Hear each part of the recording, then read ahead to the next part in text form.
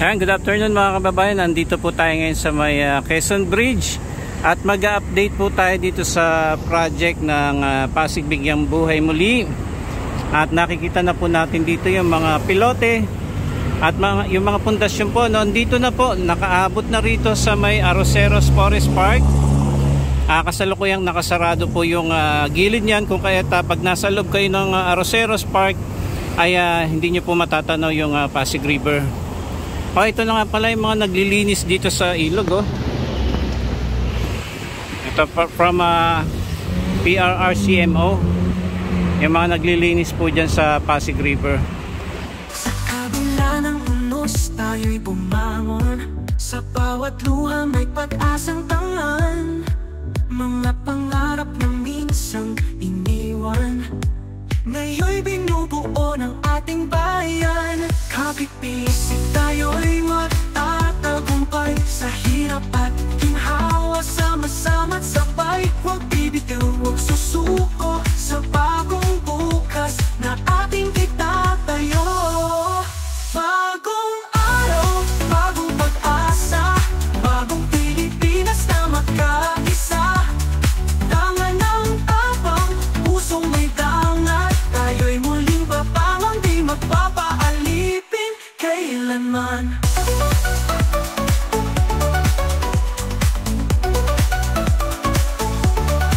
Sa bawat sukat tayo'y maghihilom, sa bawat pagkadapa muling aahon.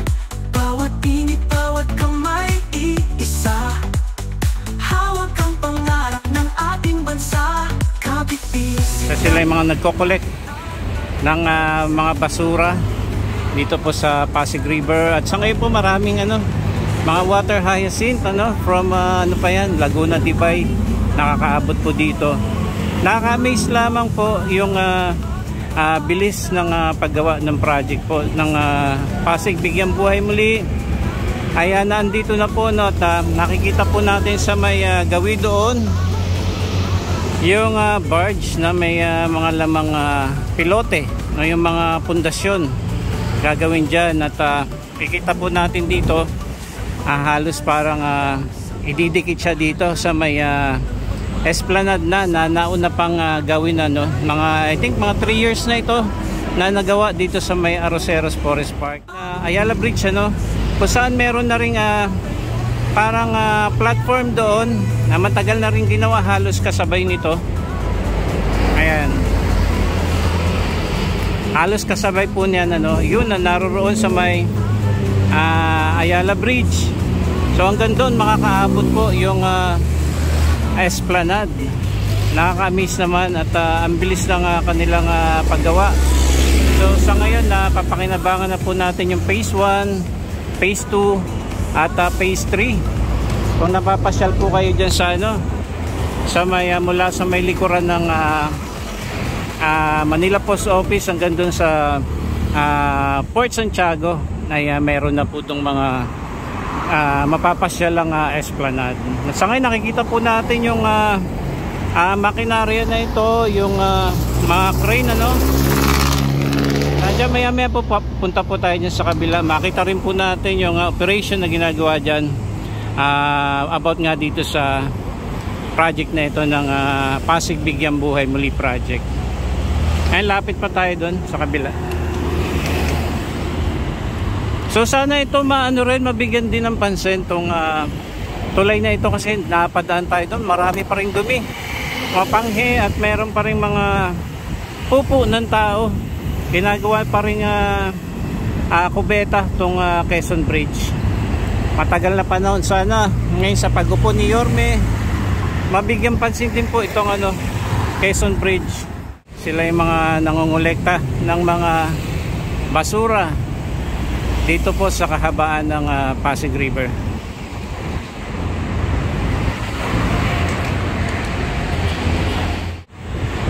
Ayan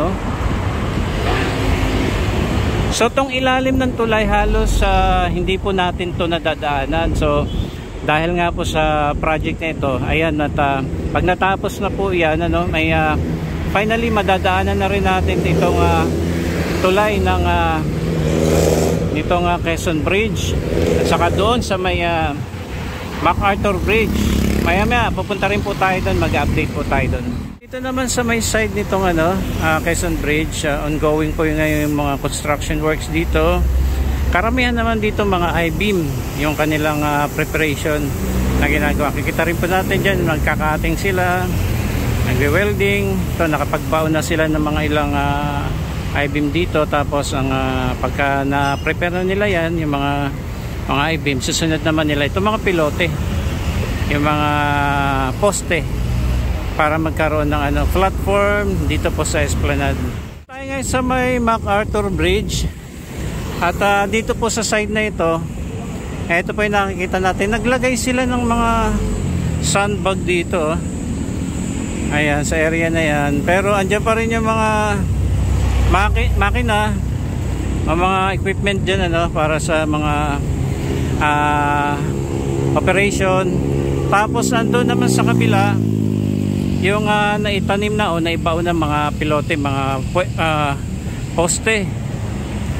Ayan, so kung dediretsuhin yan papuntang Quezon Bridge yan, kung saan naroon tayo kanina. At atong yung mga kabahayan na ito, mag-update tayo dito pagka balita po kasi natin ay tatanggalin na po sila dyan. So update po tayo. Po tayo sa may kabilang side nitong MacArthur Bridge. May malaking rantuboy dyan na pinwesto nila dyan. Tapos hindi pa rin naduduktungan ito, pero ito padiretso na po ito dito sa may ilalim ng tulay nitong MacArthur Bridge. May mga ilang pagko-construction work silang ginagawa dyan. Ayan, halos nakita na po natin na ito na yung buhos ng semento dito, dito sa pinaka-platform. So nakita na rin po natin doon sa may area ng Arroceros Forest Park at dito sa may Quezon Bridge yung kanilang preparation para sa mga paglalagay ng mga poste para sa platform nitong Esplanade. Yan, so halos na wipe out din yung mga rito, yung mga street dwellers, yung mga nanirahan po dito sa gilid nitong Manila Post Office hanggang dito sa mailalim ng tulay. At natanggal na po sila dyan, at meron pang mga ilang kabahayan nandyan sa gilid itong Ilog Pasig. At mag-update po tayo kung kailan po yung kanilang pag-alis dyan, para makita po natin ng maganda yung project na ito, at makapagbigay po kami ng mga update sa inyo dito po sa Pasig Bigyan Buhay Muli. Ayan, so yun po yung area ng Carriedo Station. Dito pag diniretso nito, Santa Cruz ito. Ayan, ang daming mga water hyacinth tayong nakikita ngayon na inaanod. Galing pa ito ng Laguna, Dibay. Ito po itsura ng Pasig River Esplanade. Dito tayo sa may phase 1, malapit sa nasunog na Manila Post Office. Yan lamang yung Jones Bridge. At ito yung Ilog Pasig.